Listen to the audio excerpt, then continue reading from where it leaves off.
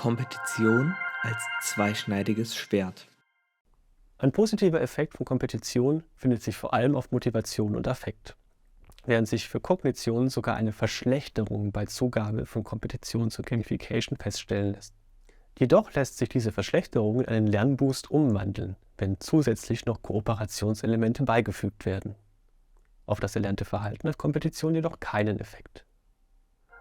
Kompetition ist nicht gleich Kompetition. Allerdings gibt es unterschiedliche Operationalisierungen von Kompetition.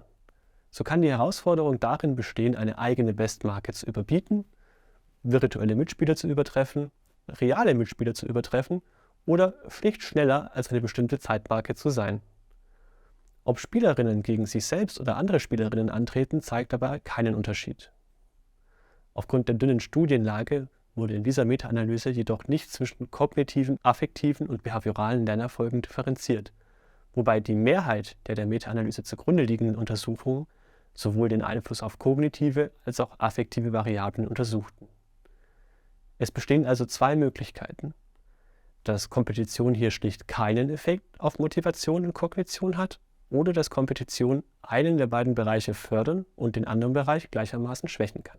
So erscheint es durchaus denkbar, dass Kompetition gegen sich selbst die Kognition fördert, aber die Motivation senkt, und Kompetition gegen andere zwar die Motivation steigert, aber zu weniger Einsicht und damit zu weniger kognitiven Lernerfolg führt. Solange hier jedoch nur wenige Studien vorliegen, bleibt dies alles reine Spekulation. Kompetition hilft nur bei bestimmten Spielformen und Fachkulturen. Hinsichtlich der Spielform zeigte sich Kompetition hilfreich bei Rollenspiel, Puzzle, Simulation und Strategiespielen, nicht jedoch bei Actionspielen. Hinsichtlich der Fachkultur zeigen sich positive Effekte von Kompetition in Gamification für das Sprachenlernen, Mathematik und Naturwissenschaft, jedoch nicht für Sozialwissenschaften und andere Fachbereiche.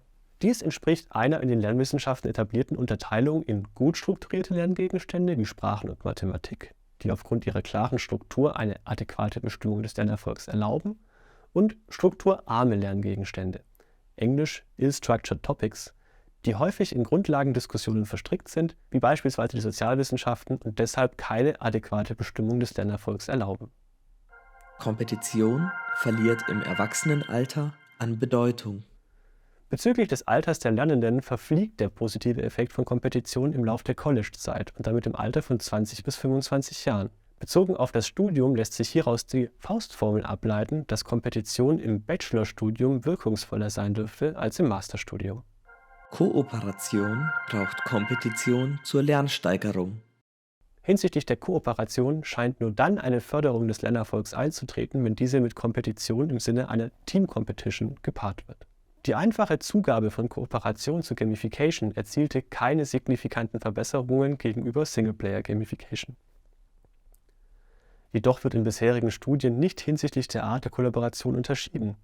So ist denkbar, dass Kollaboration gepaart mit einer Spezialisierung der Spielerinnen für bestimmte Aufgaben eine Verbesserung des Lernerfolgs mit sich bringt, während eine Kollaboration ohne Spezialisierung eine Verschlechterung im Sinne eines Trittbrettfahrereffekts, das können die anderen ja auch ohne mich machen, hier muss ich nichts tun, erzeugt.